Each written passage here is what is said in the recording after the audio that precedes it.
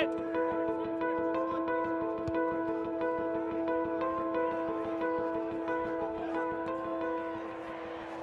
From what I remember, it was towards the end of the game, and I was probably looking at 70 plus minutes into the game. I literally just went off a kick chase, wasn't really going up too much speed or anything, and then just felt my hamstring, like really, the way I described it, just felt really, it just grabbed, like it grabbed, the muscle grabbed. I knew pretty much straight away. I know obviously there was footage of it, and I just sat down and knew straight away that it was pretty serious. So I knew there wasn't too much point in me going on. So just obviously decided the physios just to come off straight away. So in the first game of the season against Newcastle, Ted sustained a high-grade injury to his hamstring. Now, for a long time, our assumption going back sort of 15 years, our assumption on muscle injuries, they were just injuries to the muscle. But our understanding of that has evolved, and we know there's a big tendon now that runs through the middle of the muscle, and Ted's injury was to that. Now, the tendon is the strength of the muscle. That's where it attaches up onto the bone.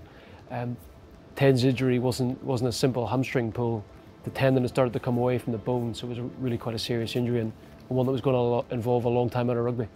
I think what's different about Ted's injury, that if we were doing this sort of even 10 years ago, the imaging, the scanning, the radiologists weren't aware of the presence of this intramuscular within the muscle tendon, and we would have treated this like any kind of normal hamstring and figured it was just a particularly bad one. It was just taking a very long time to heal, and it was very stubborn. Almost certainly that approach would have meant that he would have re-torn.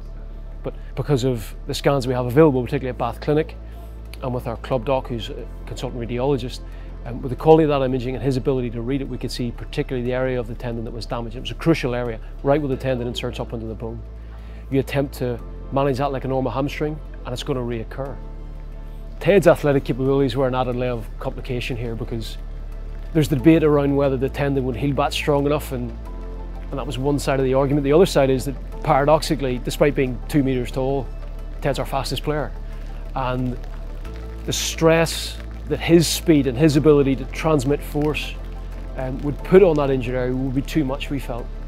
His sprinting ability, despite being 2 meters tall, he's also a very good jackler of the ball. He can get down really, really low. He's very flexible. And we didn't want that tendon healing short and tight, healing weak, and losing that athletic capability that makes him that makes him fast and flexible. We didn't want to take that chance, and we felt that bracing the tendon surgically was the best way of doing that.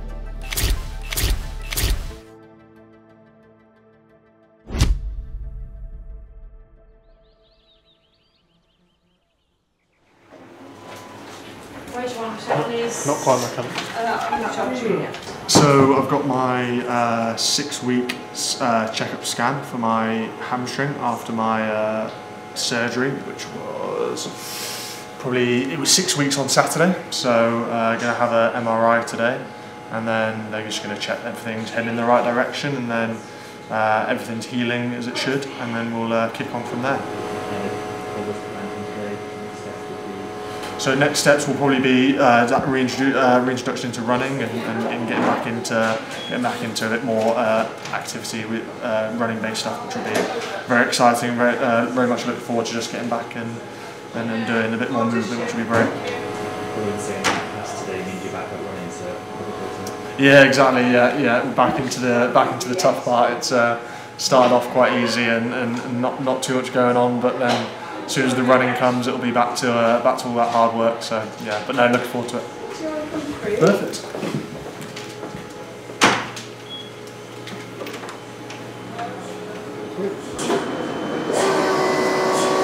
What music would you like? Take your picks. We've got Spotify, so don't say anything. Okay. What do I want to listen to? What's some popular genres? I don't know, pop music, dance music. Yeah, I'll just go pop. Easy listening. Easy listening. Easy listening. All right. You just bring your hands up on your chest.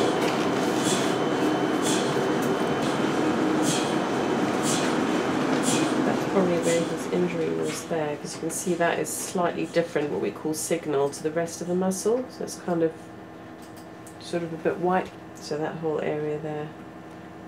And that's where the marker is as well. You can see where they've done the surgery there. stitch that back on there.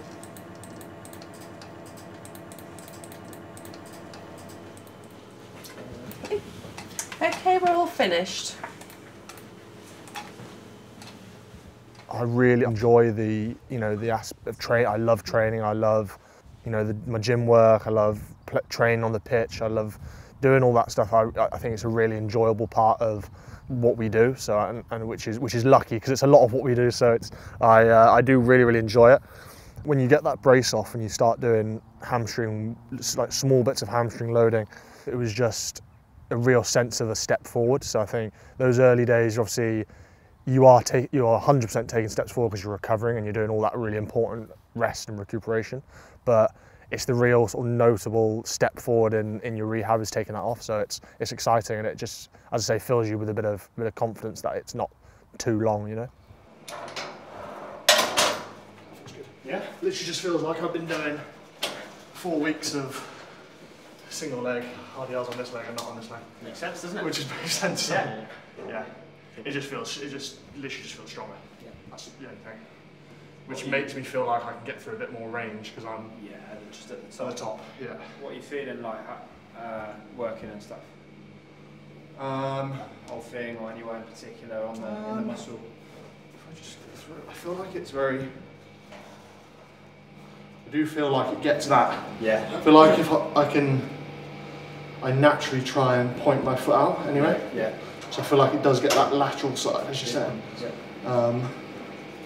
And you get that high squeeze. It gets to that nice higher up bit, which is good. So yeah, definitely feel like it's getting the right spot. Excellent. Which is good. Because humans are live organisms, and where athletes are different is maybe they respond that little bit better than the rest of us. What you train and how you train it will elicit a certain type of response. To train muscles, we train slowly, we train for high reps. We don't necessarily always need heavy weight. That will make muscles grow, like training like a bodybuilder. Ted's hamstrings are plenty big, and it wasn't that was injured, it was the tendon. To stimulate a tendon to get stronger, to heal with the surgery, to get thicker and stronger, you need to train with heavy weights and you need to train fast. Now that often doesn't come, the real true tendon training doesn't really come until after the 12-week mark. So it was really only in the last month of his rehab that he started to sprint at his full capability, to really jerk down and grab a ball off the ground and do lots of rugby type movements. It all comes quite late. Because the training of a tendon is slightly more aggressive, you want to be sure that it's healed before you take these next steps into running fast and to lifting really heavy. And this is where we're just so lucky to have Bath Clinic on our doorstep, where we can actually take scans periodically. We can MRI the hamstring periodically through 16 weeks to see and check how the tendon was healing. We would send those images, obviously our club doctor would read them, the surgeon would read them, and only when they were happy that the tendon was fully healed would we really start to venture into our high speed and more aggressive type running. So it's re-scanning gives us the confidence to really push on. Excellent. Just going to build a bit of confidence with this decel then, Ted. Let's go. Nice. Yeah? It's actually getting the foot you first step forward with, so you can land on the foot you want. Because if you skip off the first step, and this step's got to work so hard, and then you're toppling over on the last one.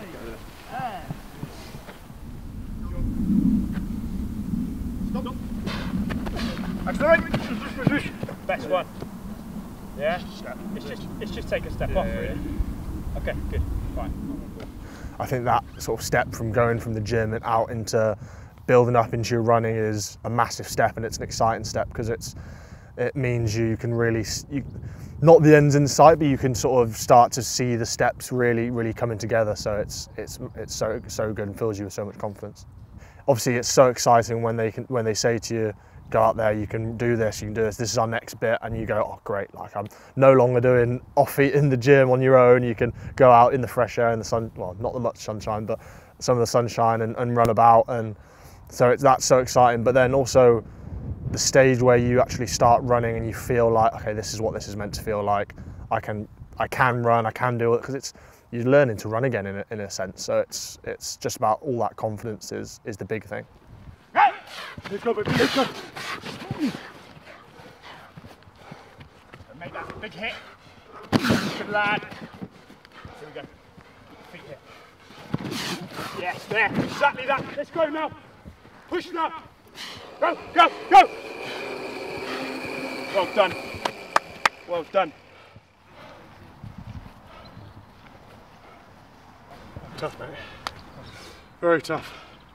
Feeling good though. Feeling good. It's just what I needed. Yeah, first time hits.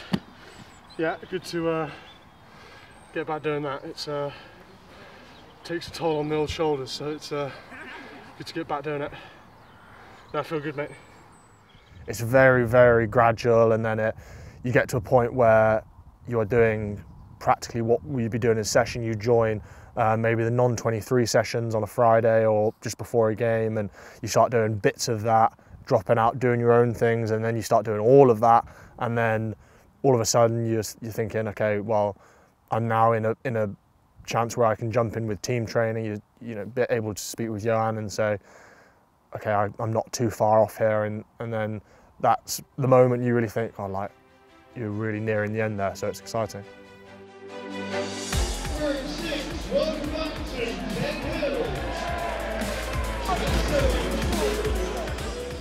I think from the outset of this rehab, it was so important to get back for that Leinster game because it meant that we could have a live hit out against a great team in a competitive environment, but we had control over how much he played. We can never control what he has to do in a game. If he has a particularly busy 20 minutes, that may involve more content than an hour on the pitch. With regards to friendly games, we get to have as many substitutions as we like. We could really control that as much as we can. So we'd relinquish all of that control in the Sale game, and as it transpired, he played 80 minutes then. It's all well and good making plans that he would only play 60 or less than that against Sale, but you never know what's going to happen to the other forwards, and when you have 23 players in the squad. So the key to the rehab was getting that game before Sale so we could get some exposure but control it. Sometimes when you're told, it's one thing and you feel obviously so excited that you can do it, but it's another thing going out there and being confident in yourself. Obviously I was told I was going to be involved for a set amount of time, so whether that was 40 minutes, 60 minutes, however the game. Sometimes the game is really, really hectic, and in 30 minutes you can get a lot of work done, and then sometimes in 4.5 you can't. It's a lot of stop-starts, you don't get too much done. So obviously completed that first half, was told I was, okay, that's you done, we're happy with what you got there. And I think, you know, that feeling, especially when you've been told, okay, we're happy with that, you can sort of come off now, you're just there like, okay, good, I've got through it, managed to get through that big sort of hurdle, and you just, again, it's just confidence on all the time. I think I've taken a few games to probably build myself in a little bit and get that, as a lot of guys do when they come back from injury. And you know, now I want to get back to and improve on the standard we were last season as an individual and as a team. So it's exciting.